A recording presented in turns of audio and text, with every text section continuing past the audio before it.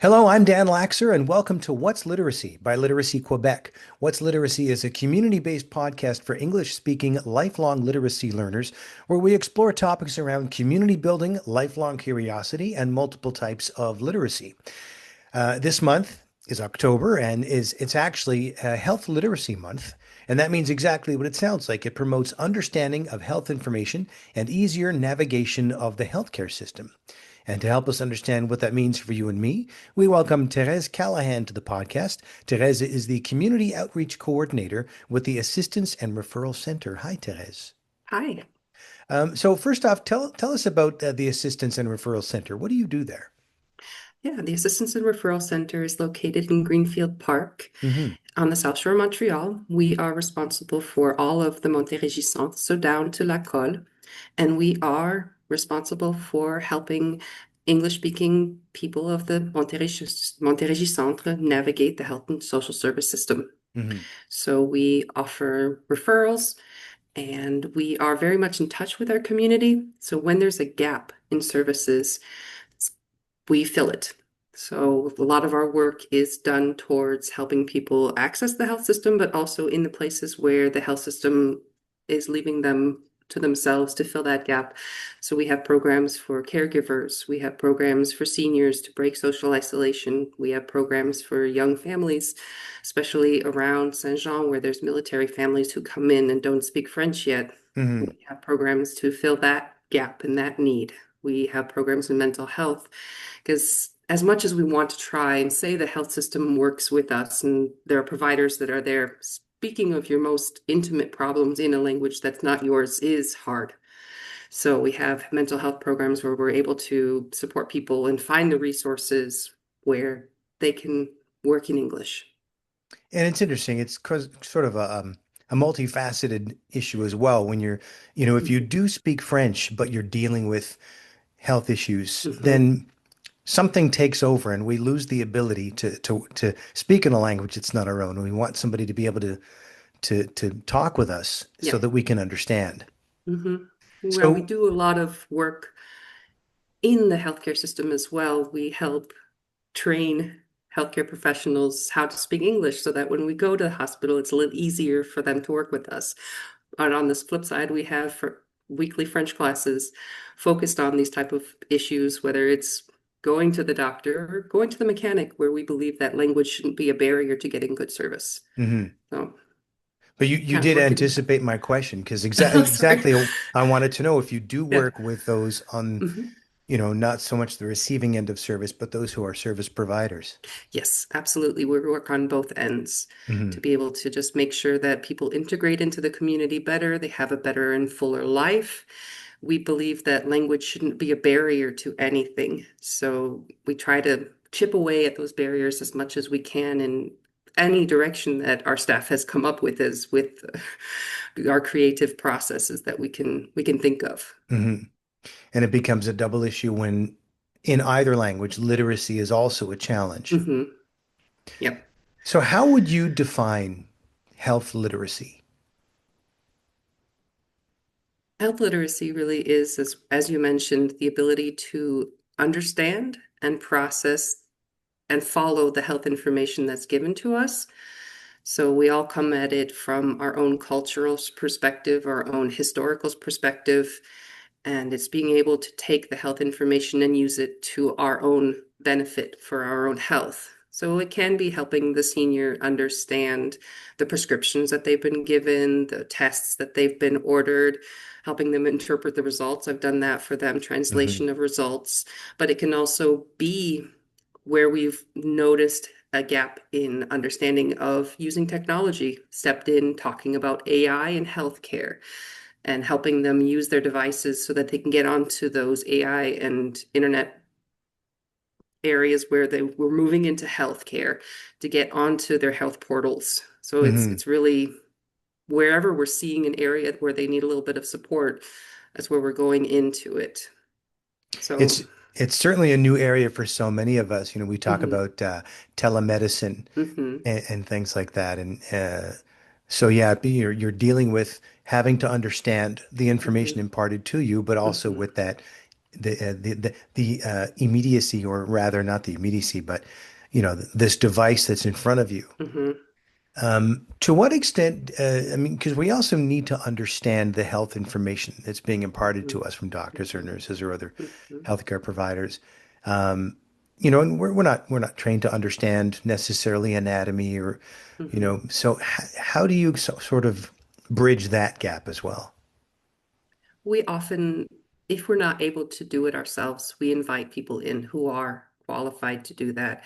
We try to keep our roles pretty distinct. We are not social workers, we're not Hmm. nurses.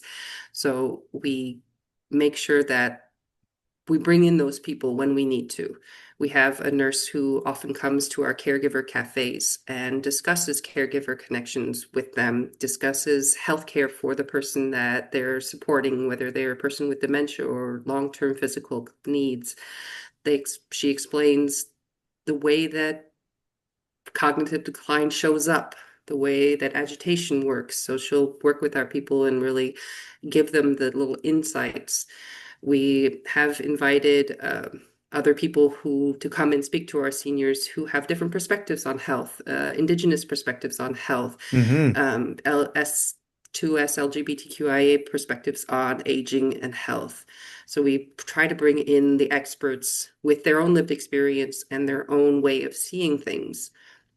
We'll bring in topics that seniors haven't discussed before, the way healthcare is viewed around the world, have many travel sessions to virtual travel sessions to different countries and discuss the way that politics and history has impacted their people, specific people's health, and how the history of healthcare in different communities continues to impact the way people understand the world.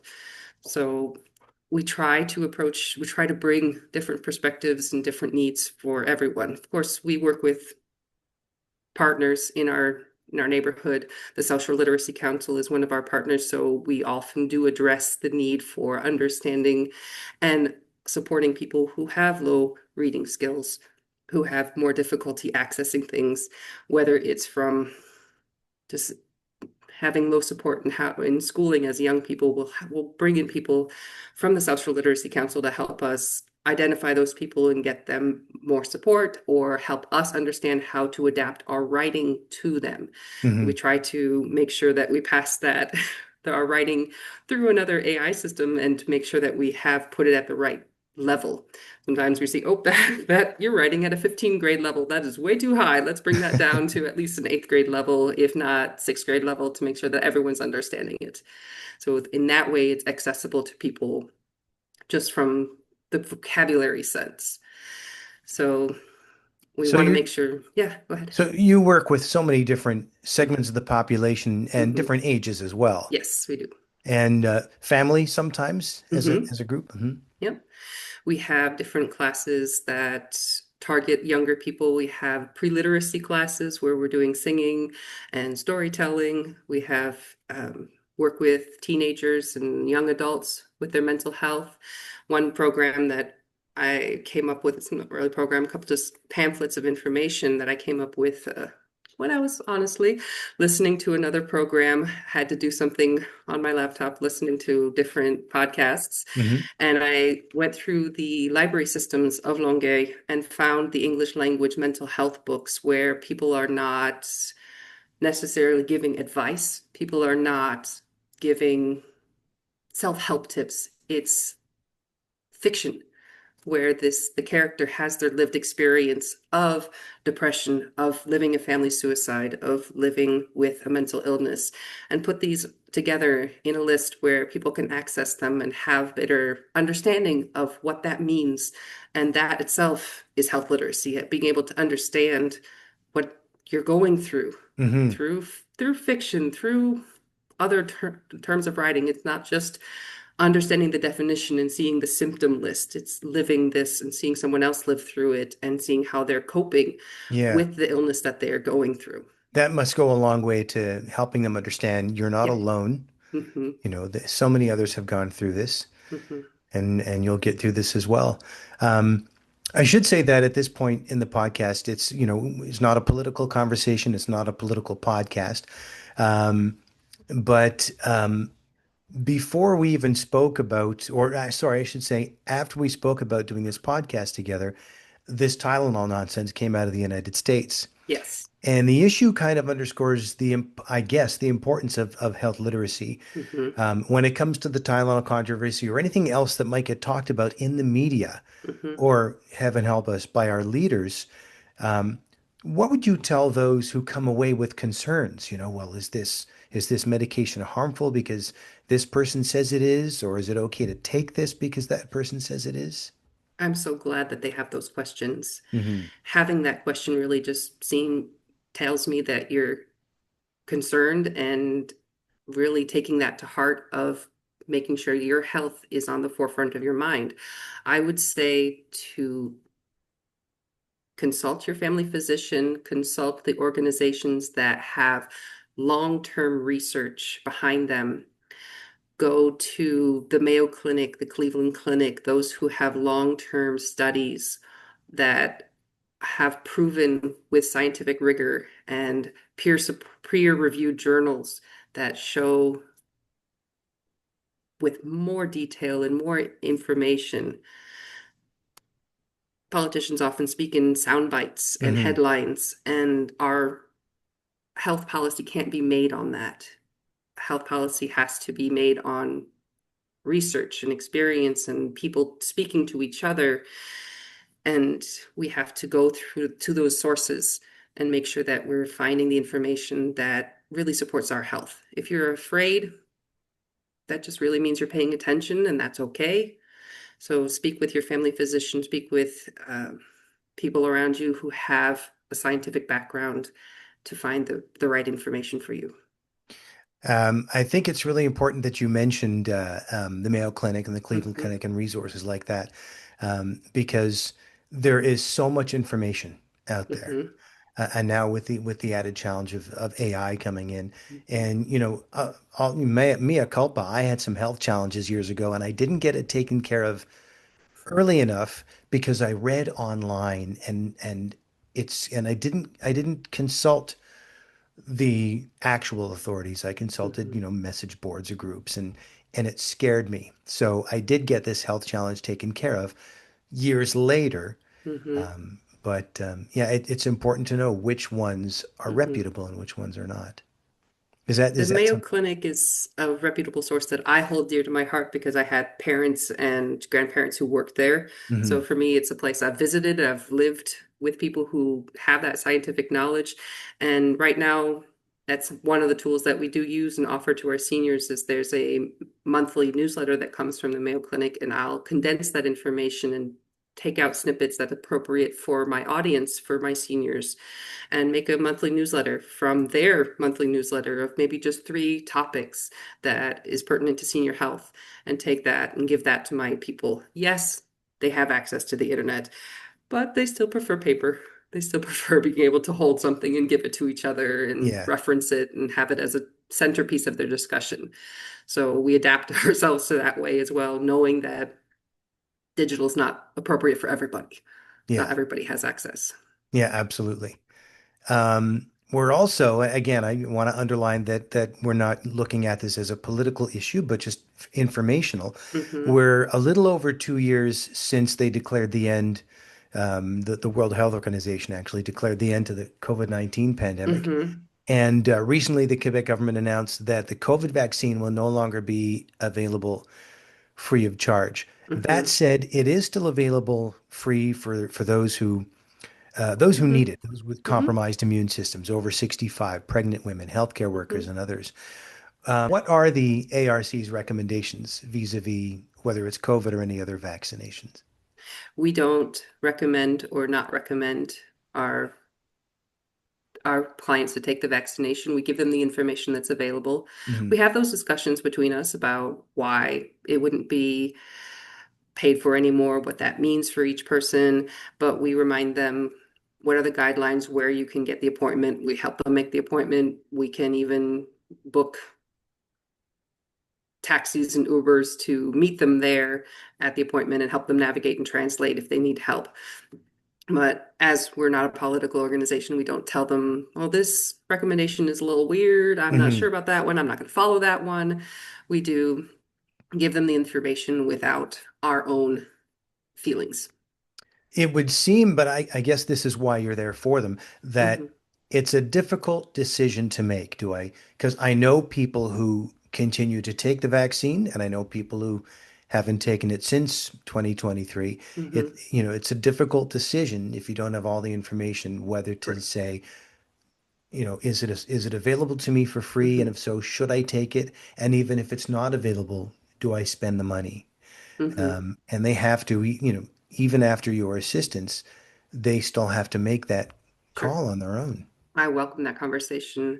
Anytime someone wants to have that, we can look at their situation, what they have at home, what they have going on around them. Are they supporting another person who is vulnerable, who could possibly get very ill? We'll have those discussions and let that person make their own choices as long as they have all the resources that is available to them. Of course, they have their own personal freedom to do that. Absolutely. As long as they're coming away with that sense of agency that, Hmm. I can do this. And that's Hmm. what it's all about. How do people get in touch with you? We have our website, arc-hss.ca. So that's Health and Human Services, Health and Social Services. So arc-hss.ca. I have the actual main phone number for the group. It's Hmm. put out online, 514-605-9500. And when you reach me, I'm able to provide referrals to different organizations that speak English in your area for any variety of topics, whether it's need help with housing, food assistance, social assistance in terms of mental health needs, physical needs. You have a caregiver, you've been a caregiver for a long time, you need help for a family member who's going through neurocognitive decline, all these type of issues. I have referrals for that I can find you areas for help and for people who speak English. It's so good that you're there. Mhm. So good that you're there. Therese Callahan of the Assistance and Referral Centre. Thank you so much for being on the pod. Thank you very much for having me. From time to time on What's Literacy, we'll introduce you to some of our member organizations. Today, it's the Laurentian Literacy Centre, and Marlene Dagenais is the executive director. Hi, Marlene. Good morning. Good morning. So, what can you tell me about the Laurentian Literacy Centre? What does your council do? We are we provide individual help to Anglophones within the region of the Laurentians. So what does that mean by the individual help? We provide tutoring services to youth and adults who have learning difficulties, or we have our seniors. We help with the reading, writing, or telephone, tablets, Hmm. computer help, kind of things like that. Yeah, digital literacy. Exactly. Hmm. What kind of programs do you offer? We offer programs for youth and adults. Our youth programs, well, we have our after school program, which runs from 2:30 to 8 p.m. at night. And we offer help in reading and writing and math. We have our adults who we offer help with reading and writing or document assistance or digital literacy. And we also have a parent youth program where we have them over one evening and we do games or crafts or painting or play Legos. Hmm. And everyone just kind of gets together and just takes a moment and just reunites as a family and just enjoys learning together. As a family, that's really interesting. I suppose it makes me think of the Suzuki music program. I don't know why it popped into my head, where the parent is supposed to learn along with the child. It's an interesting way of getting them initiated into that. Um, would an organization like yours have challenges? Like what sorts of challenges would you face? Challenges. Well, we have challenges. The role of the volunteer has changed. Hmm. How When so? I when I first started, uh, and even my the other directors before me, it was the stay-at-home mom whose children had grown and they, had a lot to offer. And they would volunteer and come in and help with some reading, some writing, some help. And living in our rural area, it's very hard to find volunteers and to meet the needs of those volunteers.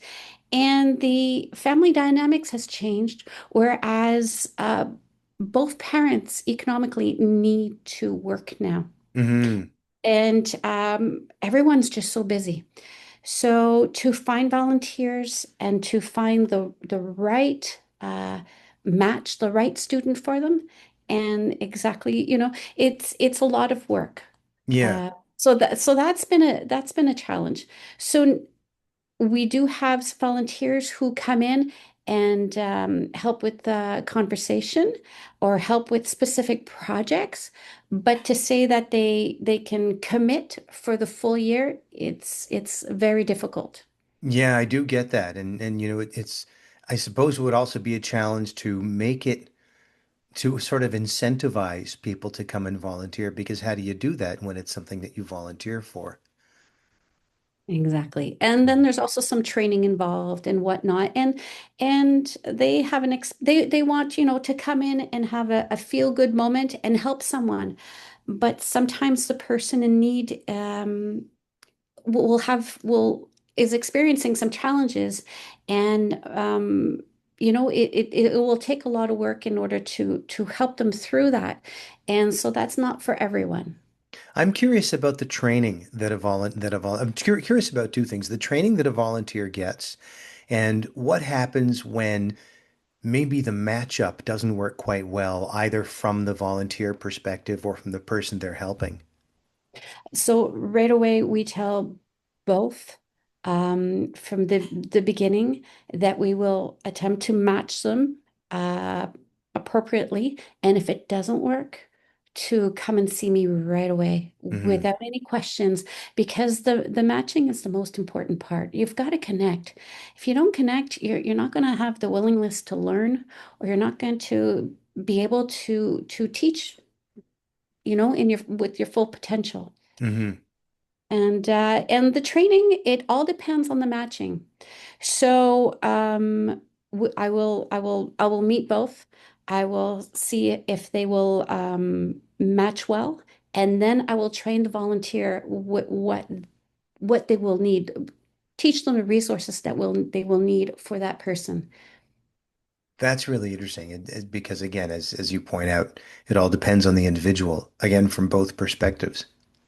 Yeah. But the way we work here, we have some volunteers, but we have staff. So we have three tutors and one contractual tutor who comes in. Hmm.